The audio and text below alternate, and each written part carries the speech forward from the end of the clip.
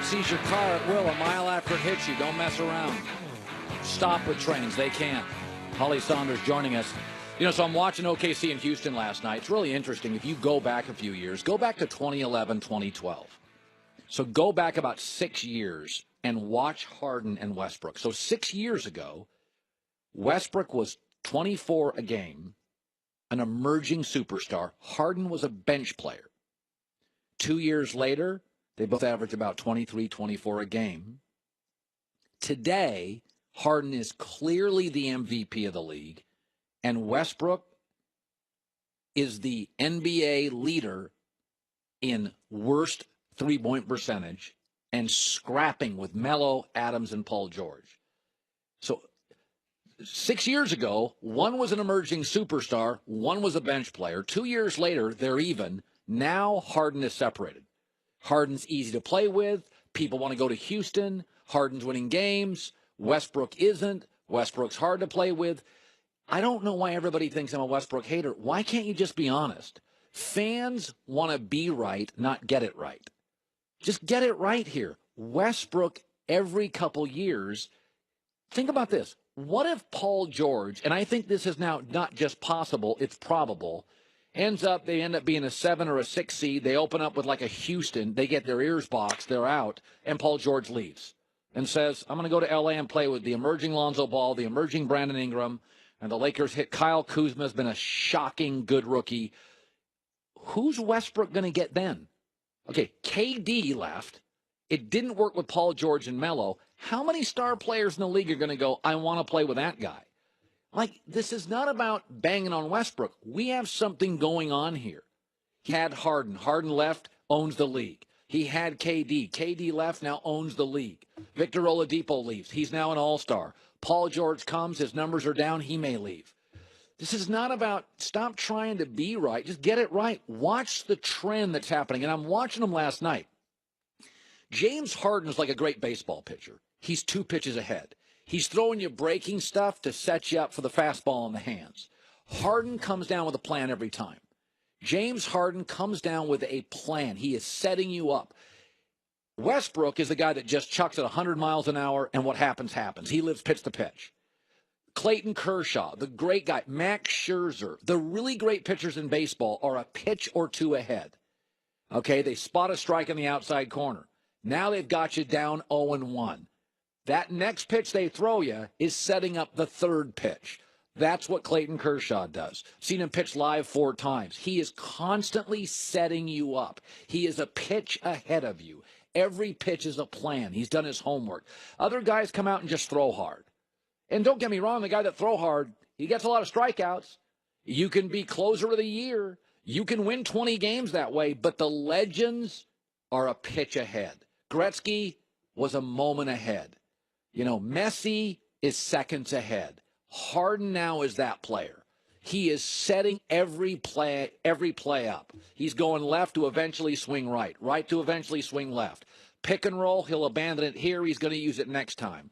Chris Paul, he'll fake the pass, shoot. Next time, doesn't fake the pass. Like, he's just intellectually, Harden has taken his game to a completely new level. And you're watching those two go in the same ring last night, and they're different. Harden has really separated from Westbrook, who is just kind of a living in the moment, going 100 miles an hour. Whatever happens in the moment is sometimes amazing, but sometimes it's not planned. It is just, I'm going to just spill a ton of paint here, and whatever lands on the canvas lands on the canvas. And I watched last night, and James Harden, and by the way, March 18th to April 9th, end of the year, Oklahoma City's last 11 games, 10 are against playoff teams. 10 are against playoff teams. It's not getting easier for OKC. Holly with the news. No. Turn on the news. This is the Herdline News. Colin, we talked so much about OKC struggling and underachieving, but there is an individual bright spot as Carmelo Anthony passed Jerry West on the NBA all-time scoring list. Here's Carmelo on the achievement. I mean, it's an honor. I don't want to sit here and say that it's not, it's not an honor. It's a blessing to be on that list. Top 20. I wish it would have came with a win tonight, but aside from, from that, I accept it, and you know, I think I should be proud of kind of making that list.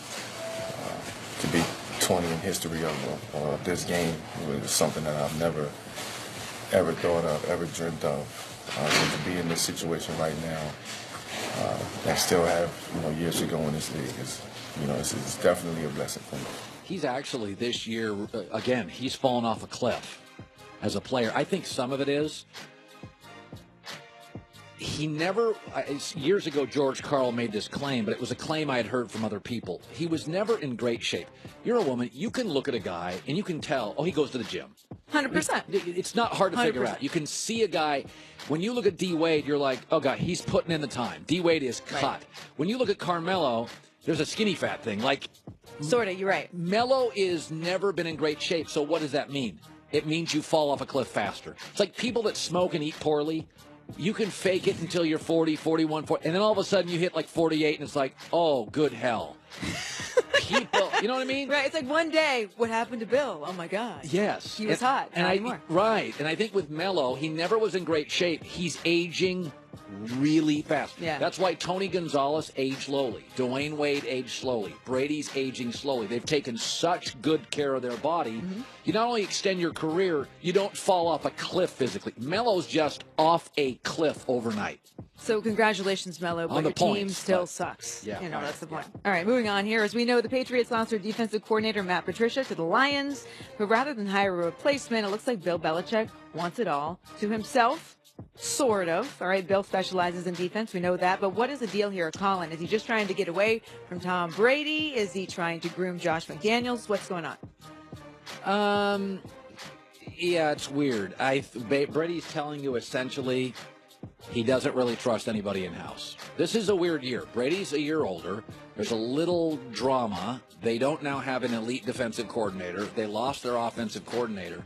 I don't think their excellence is over, but it's... Listen, I said last year, this team is not a Super Bowl winning team. Now, they got to the Super Bowl, and it totally shocked me. And a lot of it was, let's be honest, the way the playoffs worked. They got that call against the Steelers, so they got to host Tennessee, who came off a huge win. Jacksonville wasn't ready for prime time. Things worked out. Never forget about the AFC. Andrew Luck comes back. Deshaun Watson comes back. Jacksonville now has a year under their belt of winning football games. I think the Raiders now with Gruden offensively are more dangerous. I just feel like not that it's over, but this great 6-year run, the end is nigh. The end is near. Okay. Yeah, there's just too many things. You can't keep losing elite people in any company and not pull back. I thought last year New England got a massive break. The AFC was mostly junk, and that's what it was. And they got a huge replay break against Jesse James, or they would have been on the road in the playoffs. All right, and finally, Dez Bryant on social media. You know this one's going to be good. He posted a pic of himself walking out for a game, but people misinterpreted it as him leaving the Cowboys. Imagine that, people misinterpreting something on social media. Yeah. Happens all the time, but Dez was not happy about it at all. He took to Twitter to air his grievances, as one does. He said, WTF is wrong with you people? I posted a blank picture. Blank's starting to piss me off now. It's me in a Dallas uniform. Please get a life. LOL. And Colin, then he continued later on Twitter and said, I'm getting texted messages I don't give a damn about for the most part. Boy. Clearly he gives a damn, at least a little bit of a damn, because he's talking about it. Listen, social media is become a really hot arguing spot. Do you go on it much?